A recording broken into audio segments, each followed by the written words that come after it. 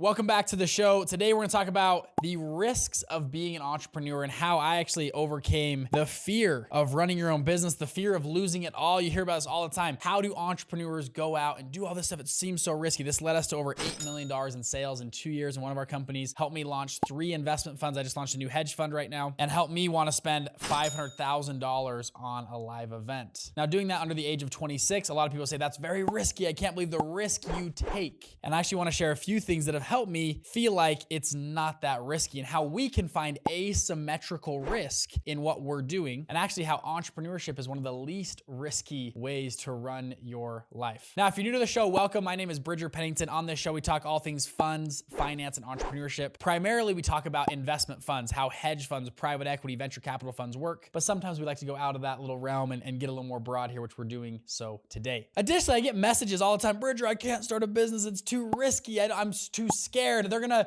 take all my money. I'm gonna get sued. Yes, that will probably happen over your course of being a business person. However, think about the alternatives. Yeah, it's risky to run a business. It's also risky to run and work at a 9 to 5 at some company where they can walk in one day and fire you. You can work there for 10 years and they'll replace you in 2 weeks. That's a different type of risk. It's still risky. It's all risky. I love that quote from Jim Rohn. You seen that going around? He goes, it's all risky. The moment you were born, it was risky. The moment you went to school, it was risky. The moment you could drive in a car, it's risky. Investing is risky. And wait until they give you the tab, the bill for not investing. Starting a business is risky, but wait until they hand you the bill for not starting a business. See, it's funny, you talk to a lot of these older people, let's call them 50, 60, 70 years old, and they're struggling with money. They're hoping their kids will support them. And you hear about the regret they have in their life. And a lot of them, and especially in the business world, say, man, I wish I would have taken a step. I wish I would have taken a leap into entrepreneurship, because all my buddies that started businesses, yeah, some of them went up and down and failed, but eventually they succeeded. And now they've got tons of money. They're flying their family around the world. They're going on cruises. They're doing really fun stuff. And I'm here stuck and I'm still worrying about bills, and I'm on a fixed income. I can only spend $3,500 a month because I'm on this fixed income. To me, that sounds like a very risky life. Now, when I first started out, I was 21, 22 years old. I went out and started 6 companies my first year as a college. And I remember this one specific experience that changed my life. I was at school, I was at Brigham Young University. I go into this little conference. They had a guy come. He was a young, successful guy from Harvard. He started a company, he comes and speaks to the group. And it was a really cool talk. He speaks. I'm in the back of the room. I listen. I was like, wow, this is pretty great. The guy finishes. He comes to the back of the room and they have other speakers coming up and they're talking, and he's standing there. And I'm standing, I don't know, 15 feet away from him. I'm looking over at him like, he's right there. This is the guy that just spoke, and he's got this incredible company. And at the time, I'd started, again, 6 companies, and I was starting to get worried about this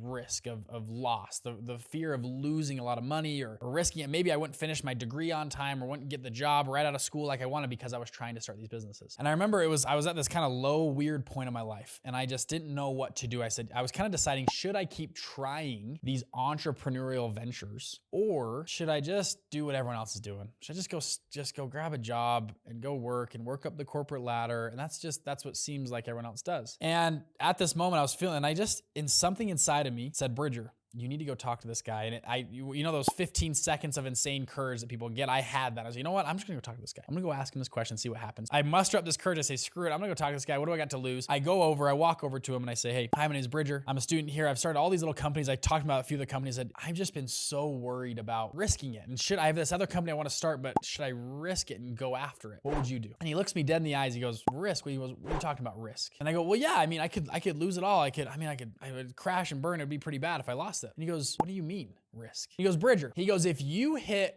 rock bottom, let's say you lost it all, do you have a cousin or a parent or 2 parents or a grandma or somebody that if you really hit rock bottom, you could move in with, and they would help you with bills and all this other stuff, and they would help you get back on your feet for a few months? And I thought about it. I said, yeah, you know what? I do have family or people in my life, friends that for sure, if I really hit rock bottom, they would let me move in with them. I could sleep on their couch, or they'd probably have a bed and all that kind of stuff. He goes, okay, so let me understand this. You're going to go risk it on a business. If you lose it all, your worst case scenario is you get to move in with somebody that loves you. You get to have a warm bed at night and food in a fridge that you can eat. Is that correct? I said, well, yeah, that's pretty much correct. And he goes, what are you talking about risk? He goes, your worst case scenario is better than 80% of the world lives right now currently. He goes, we're not talking about the same degree of risk. If your worst case scenario is you can move in with someone who loves you with food and you got a bed at night, you don't understand risk. And we finished up the conversation. I left, and that one conversation absolutely changed my life. my life. Because I left that and I thought, that's so true. And I looked up the stats. If you live on food stamps,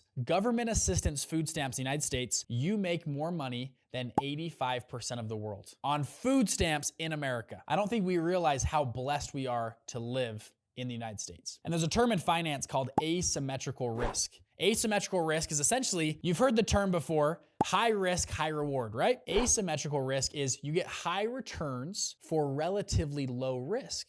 And yes, that is possible. And that's what, as fund managers, that's what we try to find. We try to find alpha or asymmetrical risk, high returns for relatively low amounts of risk. Entrepreneurship is asymmetrical risk. You have the chance to have a very high return. And guess what? If you lose it all, what, you're in college, you lost all of $5,000. Okay, you lose $5,000, whoop-de-doo. Okay, go get a job. The labor market's crazy right now. You can get a job anywhere. And as long as you keep your bills low, and at the time for me to survive every month was like I needed $300 to survive every month. As long as I got that, I'm good. And I was like, I can get a job anytime, any place. I can make $300 in a month or $500 or $1,000 a month minimum. So who are you not to go out and take a chance? Who are you not to go out and go after your dreams? And if you get it right, which most entrepreneurs end up, after enough iterations, end up getting it right, you have the chance to buy yachts and huge houses and mansions and Ferraris and all sorts of whatever fun stuff. Donate to whatever charities you want, help your kids with college, help your mom or grandma with medical bills, whatever you want to do, you become that person. And I thought that's a pretty good bet, especially on me. My favorite investing, my favorite bet and gambles are on myself because I believe I have asymmetrical risk. If I bet on myself, I know that I can find high returns for relatively low risk. So stop commenting on my stuff. Oh, it's so risky. I don't know if I can start it. Screw that. Pull up your britches. Let's go after this. You live in one of the greatest times in the history of the world. Think about all the history of humans that have ever lived on the earth. Right now is probably one of the best times ever to go out and start a business, okay? You have the internet. You have access to information all over the world. You can learn anything from your freaking home with a phone or a laptop. So if I see one more comment, I'm coming after you guys. You guys are awesome. Let me know what you think below, and I'll see you guys on the next video. If you guys want to learn about funds, hit one of these videos below or on the side over here, and I'll see you guys later. Bye.